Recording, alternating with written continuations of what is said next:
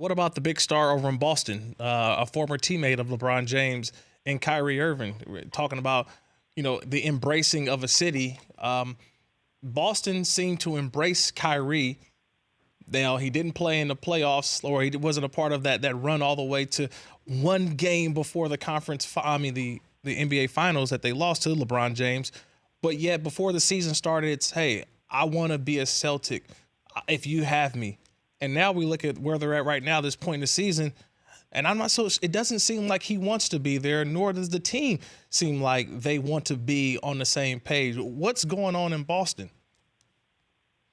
Well, they, with their struggles and with Kyrie speaking out, I'm sure some of those guys are saying, hey, we won without him last year.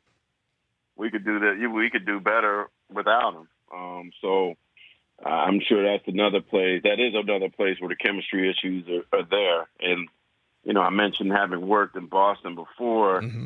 I really wish Kyrie didn't make that promise.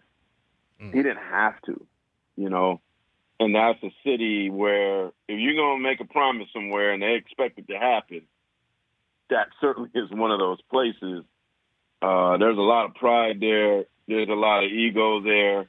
There's a lot of titles there. So, there was really no reason for Kyrie to say, I'm coming back. Will you guys have me? And then changing his mind. He kind of made his bed in a fashion that could come back and bite him. And then you've heard the talk about him maybe going to New York. Can you imagine him going back to Boston in next year form? And how crazy that game would be. I mean, this is a franchise who threw rocks at the Lakers bus after beating the Lakers in a championship in 2008. It could be, dare I say, a somewhat dangerous situation for him to come back to Boston. Time will tell, but it seems more and more that the tide is leaning towards him departing from a place that he probably shouldn't have promised in the first place. Senior NBA writer for The Undefeated, Marc Spears, joining the Rich Eisen Show. Kirk Morrison in for Rich. So how do they fix it, though, Marc? Because the one thing about the difference between the Lakers and the Celtics are that Boston is actually right now in the playoffs, or the 5th seed in the East, that they'll be playing, but it's hard to see them making any movement or scaring anybody when it seems like they're not collectively together as a unit. I mean, it's embarrassing that they're the 5th seed. Mm. They have the talent to be number 1. They have the most talent in the Eastern Conference. Gordon Hayward hasn't lived up to what he was before he was injured. Chemistry's bad. Has Jason Tatum really taken a step forward? I don't know. I mean, kind of going back to your Lakers, right.